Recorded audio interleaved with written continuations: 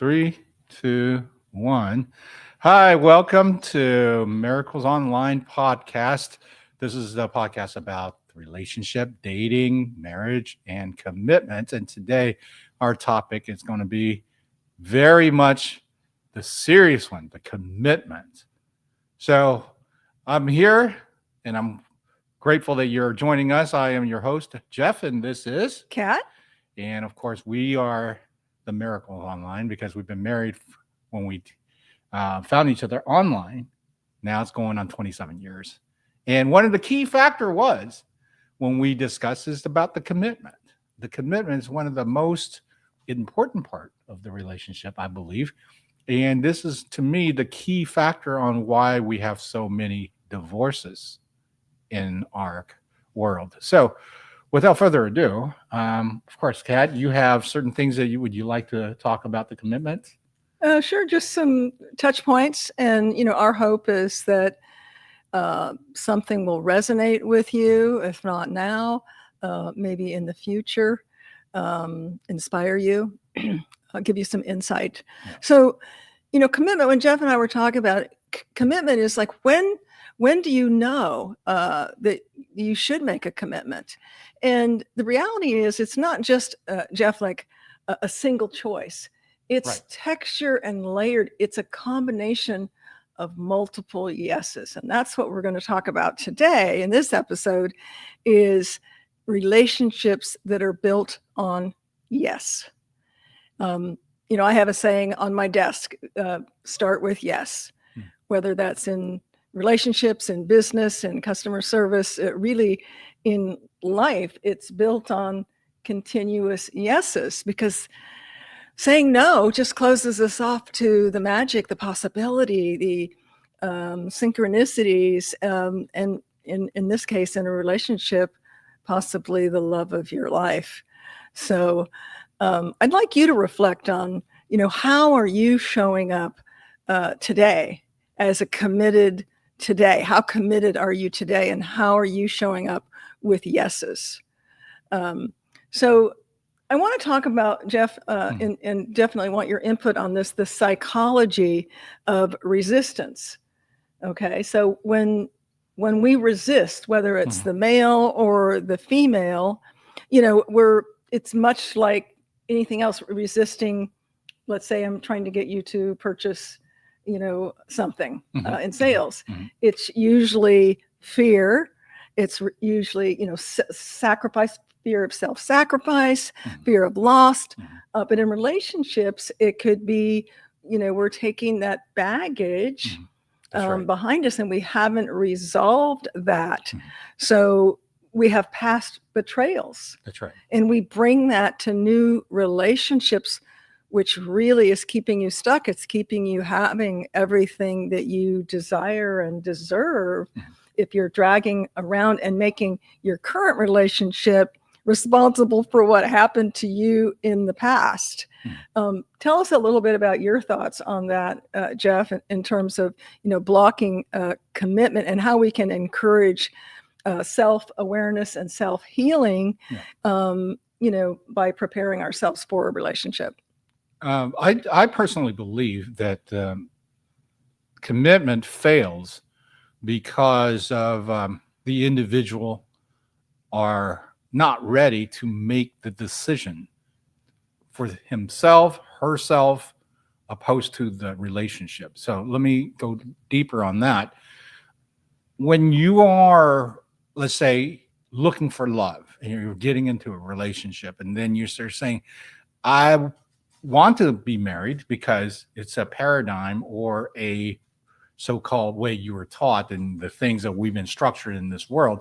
So you think, okay, I want to get married, and everybody thinks that, but not really prepared for it. So now when you get into a serious relationship, and then all of a sudden it's like, can I live with this person for the rest of my life? And you start doing a checklist. Well, first and foremost, you should have done that checklist way before you get into a relationship, because now you already into it. You're basically investing your emotions, your energy, and your time. And now all of a sudden you're going, well, I've been with this person 3 years, but I just don't like this about them. Sure. And we've talked about that in the past in preparing yourself, with your negotiable, what we call in the book, the negotiables and the non-negotiables. Now, in 3 years, things change, people change, absolutely. But I think that checklist, like you said, that checklist should have already, unless you're adding It has to be. new things Yeah. to the checklist, which, many times it is, Jeff, subconscious, especially when it comes to unresolved issues that you have not healed from your past, whether it's relationship, whether it's childhood, your life map experiences. Right. If you've got unresolved issues, there's a saying, I believe it was Socrates said, what you don't deal with deals with you. And I think many people haven't taken the time to take the veil off and to really do some self-reflection and heal their psyche before they enter into a relationship, right, thinking that next relationship is going to patch me up and heal me and I will become whole with them. No, you need to you need to come whole, ideally. Come whole in the relationship, and together two wholes make so much more. Well, that's the thing where I think, number one, we're not taught any of this. None of it. So it's not your fault. First off, let's say it's not your fault. And we've taken decades to learn this and been through it. Yeah. So we're not preaching up on a pedestal because we've been there. Yeah. And of course, these are things that if you search for, you will find the answers. Like refinement of self, getting better to know yourself and those things. There's definitely books, there's definitely workshops and all those things. However, we're being brought up in a family. You would think the family would teach you this. In a lot of cases, no. Well, a lot of cases, they're causing the traumas that you have to heal from later. So more than likely. And that's true, because none of us were given any kind of instructional books. And then on top of that, the advent of TV, radio, movies, and all that, and we start to emulate the model after what we're seeing, which those mediums are made up. So they're not giving us any kind of really success templates to follow to become understanding of certain things, such as commitment, such as a relationship must do's, and how to communicate. Yeah. In my day, even my kids' days, it's the superheroes, and it's the woman being saved by the knight in shining armor, and obviously those roles have changed. So in that change, I don't think we've really been given the proper tools. How do you communicate that with a would-be partner, because you need to be crystal clear.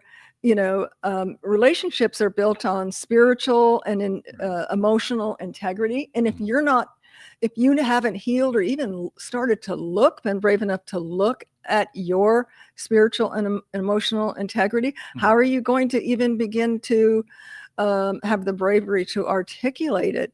And, because it's not just the emotional highs in a relationship. No. As a matter of fact, that's probably the thing that gets us into the trouble of the energy of attraction, the energy of that, flirtatious crush, whatever, that newness intrigued us enough to go, hey, we're now feeling alive, and we're now thinking this is great. So you get into something that is great, and slowly you start to relax into the flow, and which is what you want. But we, because not taught the system or the belief system of the paradigm of this is the way, we now think, oh, well, then the passions die down. No, the passion dies if you don't put energy or effort to it. But if you give consistently, it never dies. It builds. Absolutely. Right? We're a testament to that. But definitely there's that newness. It's different, and it should be, because it's it's new and it's different. But as you build, not necessarily however many weeks, months, even years, if you're still dating and haven't made a commitment yet. Yeah. And of course, there's different levels of commitment. Yeah. Right. Well, no, I think there is commitment, making the decision. We're talking about relationship here. Right. right? So the level of commitment is either are you in or are you out? I mean, what are you going to say? Well, I'm in commitment for 6 months to see how it works. No, what I was talking Right? what I was talking about, Jeff, is the commitment. Because we've got to go back, 27 years, and Okay. people of different ages. Okay. So we were at a mature age level. So our ready for commitment was a level higher than maybe someone who's says, you know what, I'm ready to have you exclusive. Hmm. That could be the first step of a level of commitment. Okay. And that may take the same thing, the same fears, the same resistance, etc., for someone to say, no, I'm ready. I've been doing a lot of dating and I'm ready to be exclusive with you and build on that and see where it goes. So there are different, levels, I would think, of commitment, of what are you committing to. Of course, the ultimate is that, you are my soulmate, as we were, and we are building a life together. But I didn't see it like that. I didn't go, "Wow, you're so perfect. You're my soulmate, so we'll make a commitment." No, I didn't view it that way. I'll give our audience exactly what my mindset is. I was ready for a relationship. Everybody knew that, right? And if you've seen my former podcasts and so forth, I tell this story that I was ready to have someone complete my life. And I went out to the Pacific Ocean. But no one can complete your life, that. Well, no, it's not that. It's just again, for me, I knew where the path I was on. And I knew for me that my counterpart, my opposite, the positive to the negative, the yin to the yang and all that, was going to take me to the next level of where I needed to be. Now, it's not about completing me because I wasn't completed, or it wasn't because I wasn't a 100% human at my capacity of greatness without. But at the same time, I can tell you, she made me great, better than I was. And it was exactly what I was told by the source or universe or whatever the higher source came down to me saying, hey, you need to pay attention to this. So one of the key factors for this commitment I made was I needed to find someone equally intense, energy, focus, and ready to go. Not sit here and want to hang around. Let's see if it works and so forth and those type of things. When we met and we got onto, talking and learning each other, then we got into, okay, are we ready to go? It wasn't that let's test the water for 6 months, because I can tell you, it's human behavior, especially for me. I'll speak for myself. My human behavior would have been, okay, then we get along and pretty soon I start to nitpick and pretty soon we're not really seeing each other. Let's wait next week. And pretty soon things will start to fall apart. And to give full disclosure there too, we did have a bit of a distance, not out of state or out of country, but a fair enough distance away, which we're going to be doing another episode on distance, and how to navigate distance. Well, I drove an hour and a half. Yeah. Each way. So that could have been, especially being in the LA Orange County area. The thing was, definitely, if you think about it, if I want to be with you and we're ready to create life together and be great, then why am I playing this? I'm going to come see you on the weekends for 6 months. Right. Right. That made no logical sense to me. I was ready to go. And we talked about this right from the get-go. Are you ready for a relationship that is serious, that is on top of the best relationship you've ever had? Are you prepared for that? Are you being able to contribute to that? And as soon as we understood each other, that's exactly where we were at. The commitment was already in my mind right then. Right. Because at that point, what am I waiting for? I mean, seriously, do we go to the grocery store and go, today I want a ribeye steak? And you go to the steaks and you look at the ribeye. There's a whole bunch of them. You pick a couple up and you're going to sit there and look at it and go, no, there's chicken. Serious? Then you're not ready. You're just kidding yourself if you're going, I'm dating, I'm ready to go. Well, I have to tell, he knows the story. It's a Paul Newman story, isn't it? I didn't actually know that it came from a movie. Through our Through our 27 years, I've noticed that he's coined many sayings from movies, and I don't know most of them. See, but now she's busting my balls, right? I had questions something like, well, aren't we moving kind of fast, or should we, I'm the more, maybe there hasn't been enough time, and I'm questioning it. And what was your response to me that blew me away? Yeah. Why are you going to? Why would I? Yeah, go out for hamburgers when you got steak at home. Yeah. Why would I go look for hamburger? Like, should you think we should date other people or this and that? Why do I want to go look for hamburger when I got filet at home? Exactly. Like, okay. So that actually came from what I remember is from Paul Newman. Was it speaking about out of his a movie? marriage? No, it was him talking about his marriage. Oh, with Joanne Woodward. Yeah. Yeah. They were married like And 35 years or something. and that's the key. When you find someone who is so incredible and inspirational that felt like someone that you can definitely be with, learn from, get better.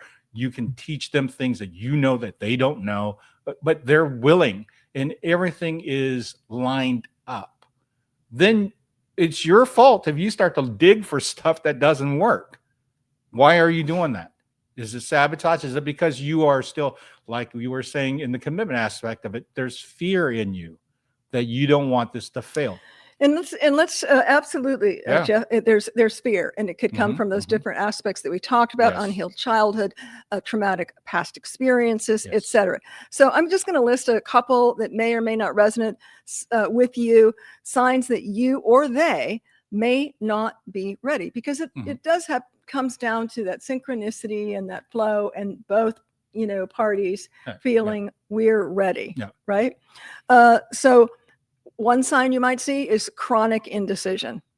Okay. And that can be about a lot of things.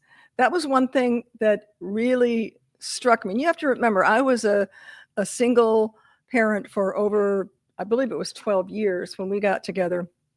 And I'd already been married twice, once briefly, second for almost 7 years. So I was myself, a little bit more, okay, let's slow down. I wouldn't say fear, but chronic indecision on anything. Secondly, inconsistent communication. If you're not consistently, communicating, that may be a sign, or the other person, either you are or they are. That may, be a sign for you to review that, maybe we're not, or they're not as into it as the other person is and ready for commitment. Another thing to look, avoidance about future talk. That was one thing that Jeff was not. In fact, even probably a little, I'm not going to say sooner, because we clocked in an enormous amount of hours on the telephone prior to even meeting. We did a deep dive into every subject on relationships and, past, present, and future, and philosophy, et cetera, before we even met. Right. So it was like a speed dating on steroids, just, on the phone for sometimes 6-7 hours. But it wasn't even dating, because, because there was no dating. This was literally, who are you as a human being? And we really wanted to know that, because I think we both knew. But let me tell you one story that this is true. It's absolutely true. And this is the experience that I want everybody to kind of to get. And it came from my end of it, And a very, very early on in this marriage, we got into something extremely heated. I can't remember for the life of me what it was, but it was so heated enough for me to go, this isn't going to work if you're going to do this. And she looked at me and she goes, if you're pulling the plug on that, just like on this, then you're not the man I thought you were. And that hit home so freaking hard. It made me recalculate who I was. And why was I so heated about something and ready to pack it in and just say, you know what, I'm taking my ball home. I'm not playing with anybody. And I had to reevaluate myself, because I thought I was pretty good. I was ready for this. And for it to come to that fork of the road, I had to reassess what was going on. Why am I this way? And what triggered that I'm ready to get into an escape hatch and leave? Then I come to realization is because everything I've done in my life up to that point, after, all these things, gathering myself and refining and so forth, I was still somewhat insecure. I was still questioning what my happiness was because of the things I experienced, opposed to taking things that I was experiencing and understanding, making that into my happiness. I was taking a thought of happiness and hoping the things out there will form to this. And that isn't how it really works. And if you're doing that thought of happiness and making things here of reality try to mold to this, you're fighting an uphill battle and you'll probably never win. So there's a key right there. Understand what your happiness is. Look at the relationship, what everybody is giving into. In that commitment. And that commitment is your security. You have to really embrace that. The commitment is your word. And I remember you saying this later, because I remember the room. I remember you were standing. I came into your music room. It had something to do with the whole Waco Souls of Gospel. Gee, that was a different memory than me, because it wasn't in the music room. Yeah. And it was in another house. What? Gee, how many times have we done this? Okay, we'll talk after the show. But it was one time. But I remember you telling me. But it was very early on. Yes. It was very early on. It was the getting to know you period. And we clearly did. We've talked about it. Oh, there's some thunder. Oh, God saying hi. God saying hi. Hi, God. We've talked about that. You know, the first 6 months to 12 months was definitely a getting to know you period. You know, where you're now living as husband and wife and going through your day to day and, acting and reacting and responding and so forth, and finding different situations that you've never found yourself in before and navigating those. But I remember you telling me, and you tell me if you remember it this way, whether we were in the music room or somewhere else, that it was at that point, the way I responded to you really made you think, wow. It was almost, I think you were testing me. I subconsciously, I want to say subconsciously, you were testing the validity of the commitment. I have no recollection of any of this in a music room. You're not in a court stand here, okay? Really? I do not recall. You don't. I stand on the fifth. Yeah. I do not recall. Really, because you did say that. And how could you not? You know, here you were saying, if I was to have just gone, okay, fine. Yeah, sounds good. Let's call it quits. Well, that's it. You know, every time we ever get heated, and I only remember that one because after that one, I'd never even go there. No. You know, and I'll tell you, I've been heated to the point where I'm like, I don't need this. Everybody go to hell. I'll just quit. You know, and then I would get in the car, drive around, and I will basically calm myself down, figure out what is going on. Now, and just so you know, that hasn't happened in it hadn't happened decades. In the probably last 20 years. Yeah. No, close to 20 years. Yeah. The last time I remember being really mad having to do this is right when we moved to Texas, back to Houston. I got mad at something. And I was just like, ugh. But like we had I said, a lot of tumultuous. But here's the thing. That's we've learned self-regulation since then. That's good. That the wisdom kicked in. Yeah. You know, because like I said, I got in the car. I could have easily just went, you know what, screw you. I'm leaving and go somewhere else. Now I'm back in my hometown, right? But that wasn't what I wanted. What I wanted was I didn't want to fight. I didn't want to be in this heated moment. I didn't want to be irked. I didn't want to be angst. I didn't want to be mad. I don't want to be any of these things. So what happened? And as I drove around, it just came down to it doesn't really matter. Yeah. It doesn't matter what happened. And that's where you need space. Why do you feel like you need to be right? Why do I feel I need to be right? Or why does anybody need to be right or anything like that? It was something we need to deal with. So ultimately, I stopped at a store, got a bouquet of flowers, went home, kissed my wife, and just says, okay, well, what else? And that was just gone.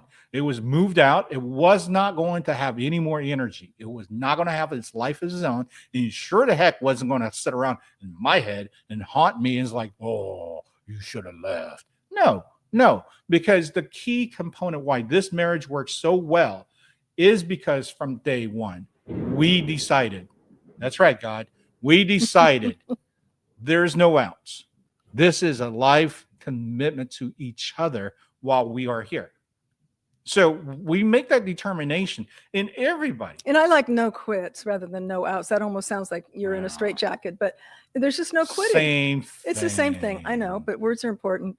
No quitting. And we haven't quit. We've had our tough times and ups and downs like everybody does. But I'll tell you this. One thing that I will tell the world about this, as many times you think that you get frustrated and you say, yeah, I just want to get out of this, less than on one hand. How many times have I looked across to her and we would be somewhere in the world, whether it be Rome, whether it be San Francisco, whatever, and I fell in love with her again at that Oh. moment. Many times, Oh. more than I can count on both hands. And that's so sweet that you say that, and It's true. and you do that through in the longevity of That's a right. relationship. That's You right. fall in and out of love Mm. multiple times. Well, I right? don't ever fall out Well, of love. You fall deeper in love. It's fall deeper. It That's does really get what it it is. does get deeper. Yeah, I don't Yeah. think you ever fall out. No, not the way Yeah. we work at this. Yeah. I mean, we work at this. We work at this. This is together because we dreamed of this for a long time, and it happened. But we don't. And I like to call it, me, I'm the wordsmith. We effort at this Did we? because it's not work. What do they say? If you love what you do, you don't work a day in That's your right. life. That's right. And we love what we do, so we don't Absolutely. work at it. We effort at it. We get up and go, what can I do today to Yeah. make it better? Yeah. Right. To That's be the right. best, to show up. Yeah. So those are some signs that someone may not be ready: the chronic indecision, inconsistency in communication, avoiding to talk about future talk. That's, I think, would be a big one. And quite honestly, these are invitations, as Jeff had mentioned, these are invitations to pause and to get clarity. Yeah. Truly. So let's talk about spiritual maturity in love. So true commitment, we've talked about this before, it really does require, more than, you're hot, I'm hot. This is, let's have a hot relationship. There's more to it than that. Yes, God made us male and female, and with that, attraction.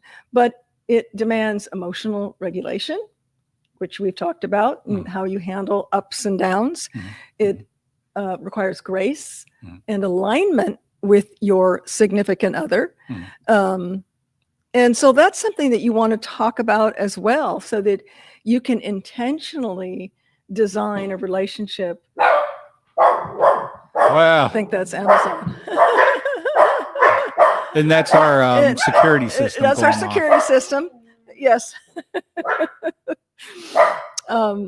So let's talk a little bit about that, about spiritual maturity in love. Well, we're running out of time. So, we are. But Okay. spiritual maturity is something that it's something it's a self development, self work first.